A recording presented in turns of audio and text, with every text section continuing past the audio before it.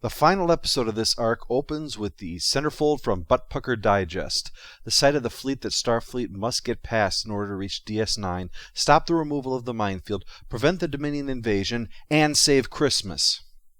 Sisko tries drawing the Cardassian ships out of formation with fighter attacks in the hopes of creating an opening to exploit, but until then it's just stand vigilant and recite poetry. Cannon to the right of them, cannon to the left of them, cannon in front of them volleyed and thundered. Stormed at with shot and shell. Boldly they rode and well into the jaws of death. It seemed fitting, a poem about a heroic but pointless attack due to some idiot at the top sending them to certain death. I'm sending us on this mission. I know, sir. Was there a man dismayed? Not though the soldiers knew someone had blundered. That's enough, Chief. Is there anyone on this ship who doesn't have a quote about the people who lost? Huh? Next, they're going to start quoting Custer. Back on DS9, Dukat sees through Sisko's strategy immediately, and Weyoun feigns understanding so as to not look bad in front of the Founder. Dukat plans to use a trick based upon the classic Battle of Cannae, wherein Hannibal defeated a larger Roman force in what many consider the greatest maneuver of military history. He drew the Roman legions in with a very slow backpedal retreat, then hit the flanks with his experienced African corps and swept his cavalry around the rear, encircling and then cutting them all down. Dukat plans to emulate that success by deliberately opening a hole to allow Sisko's forces in, then surrounding and destroying them.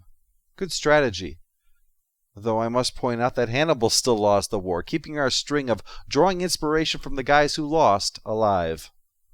We also see the dissension in the ranks, as Damar wants to throw Weyoun and the Founders out the airlock, and Dukat shows that he's hoping to somehow find a way to take control of the Dominion forces by the end of the war. Yeah, good luck with that. If you guys couldn't stop the Klingons, you ain't stopping the guys who beat the Klingons and the Federation at the same time, and you're not going to be able to undermine forces that view their bosses as gods. You are not the one who gets to drive, Dukat. You are the one who gets to stick his head out the window with his tongue hanging out. Damar also points out that Rom's cohorts might try something to stop them from destroying the minefield, so Dukat agrees to let him take Kira, Lita, and Jake into custody for questioning until this is all over. But the request to confine Zial to quarters is rejected. We discover here that she is Dukat's blind spot, and Damar's aware of it, and more attuned to where Zial's loyalties really lie. She may love her father, but she's lost her faith in him. Meanwhile, we discover Kira, Lita, and Jake are indeed trying to stop them from destroying the minefield, so good call, Damar. But he seems to not have noticed Quark's gravitation to the side of the good guys, although mostly it's to point out how bad their plans are.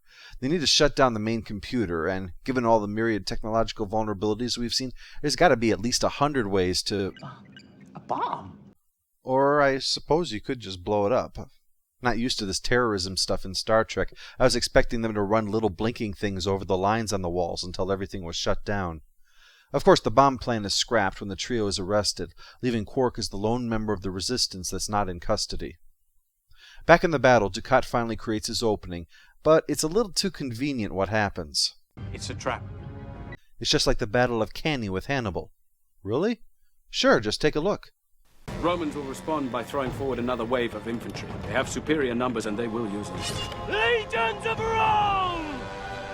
To glory! When your line breaks, which it must, the Romans will be sucked in.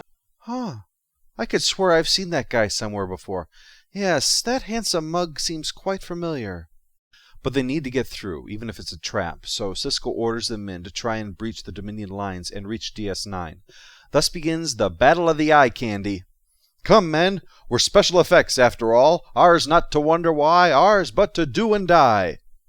Back on DS9, Dukat makes one of those top 5 villain mistakes.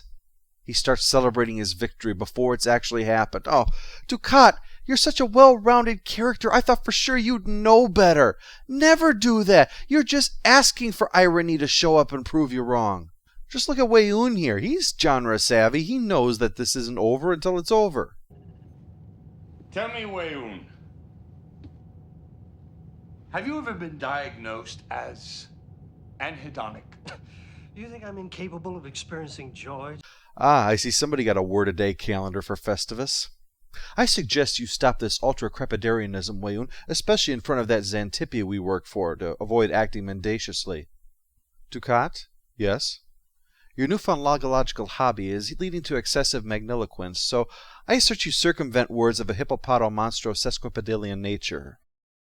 Weiyun, as someone experienced with administrating on massive scales, points out that even if they win, conquest is only the beginning, listing all kinds of issues that will need to be resolved in order to ensure the Federation won't become a hotbed of uprisings.